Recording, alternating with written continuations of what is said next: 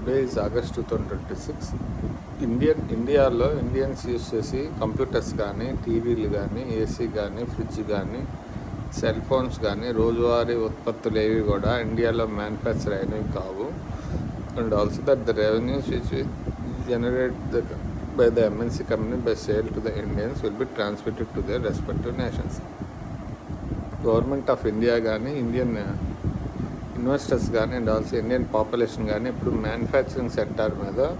Concentrate చేస్తే how to manufacture that electronics and all other things. ఇదైతే రెగ్యులర్గా use చేసే ప్రొడక్ట్స్ ఉంటాయి కదా, స్వదేశీ ఉద్యమాన్ని స్వదేశీ ప్రొడక్ట్లే వాడమని చెప్తున్న గవర్నమెంట్స్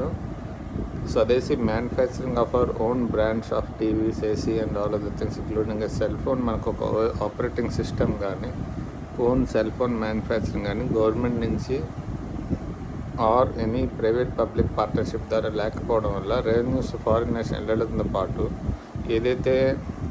మనకి pollution control board related issues ఉంటున్నాయో, ప్లాస్టిక్ మ్యానుఫ్యాక్చర్స్ అంతా కూడా మనకి ఆంధ్రప్రదేశ్లో ఒకే ప్రాంతంలో కాన్సన్ట్రేట్ అయి ఉన్నాడు. ఏసీలు, టీవీలు అండ్ ఆల్ అదర్ ఉత్పత్తులు తయారు చేసి plastic products manufacturers sir contaminating our soil. వాళ్ళ కంట్రీ నుంచి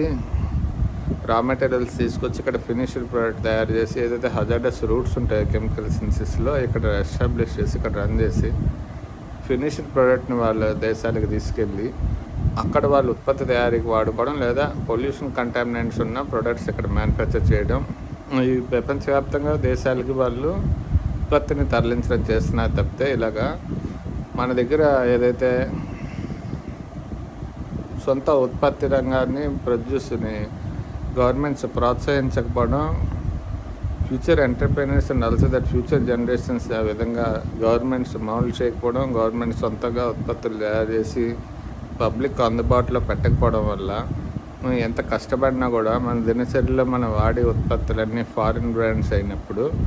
ఆటోమేటిక్గా మన రెవెన్యూని కోల్పోవడంతో పాటు స్వదేశీ ఉద్యమం ఏదైతే నడుపున్నారో relying on our own goods, manufacturing goods for our regular activities, దాని విరుద్ధంగా పోయి